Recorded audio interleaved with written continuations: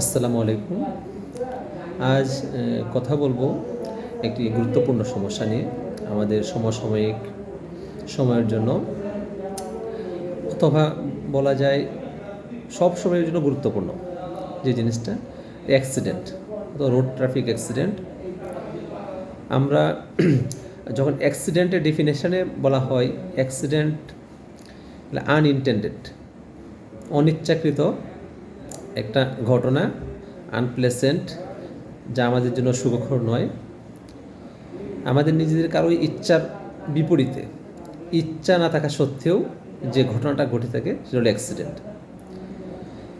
এর যে কমন কতগুলো কারণ, এর মধ্যে যদি আমরা ভাগ করতে পারি, রাস্তার জন্য, রাস্তা একটা কারণ, যে রাস্তা অথবা বলা যায় যে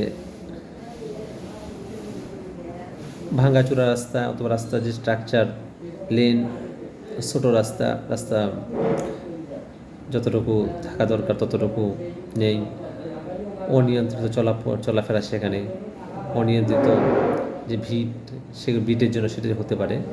তারপর গাড়ির ক্ষেত্রে যে গাড়ির ফিটনেস, দুর্বল গাড়ি, ফিটনেস গাড়ির ডেট এক্সপায়ার্ড, অত ড্রাইভারের ক্ষেত্রে বলা যায় যে হয়তো ড্রাইভিং লাইসেন্স নেই, অথবা এডিক্টেড ড্রাইভার। তারপর আমাদের নিজস্ব, আমাদের জন্য হতে পারে আমরা মানুষরা অসচেতন। আমরা হয়তো বা হাইওয়ে রোডে যেভাবে চলাফেরা করা উচিত আমরা সেভাবে চলাফেরা করি না। অটো রিক্সা বলেন, রিক্সা বলেন, তারপর সিএনজি বলেন, তাদের ম্যাক্সিমাম দেখা যাচ্ছে হয়তো বা হাইওয়ে রোডে চলাফেরার লাইসেন্স নেই, অথবা রোড পারমিট নেই, অথবা যে ড্রাইভার ওনার নিজস্ব কোনো লাইসেন্স নেই। ছোটো একটা অটো রিক্সা অথবা সিএনজি, তার মধ্যে 4, 5, 6 জন মানুষ একসাথে, খুবই ঘনবসতি, সব কিছু মিলে এটা আমাদের কমন একটা সমস্যা হতে পারে অ্যাক্সিডেন্ট। আর আমাদের নিজস্ব সচেতনতার অভাব, দেখা যাচ্ছে যে আমরা রোড পারাপারের সময় কোনো নিয়ম মেনে চলতে চাই না, সেগুলো একটা অন্যতম কারণ হতে পারে। এছাড়াও সেই ক্ষেত্রে আমাদের সবাইকে সচেতন হতে হবে।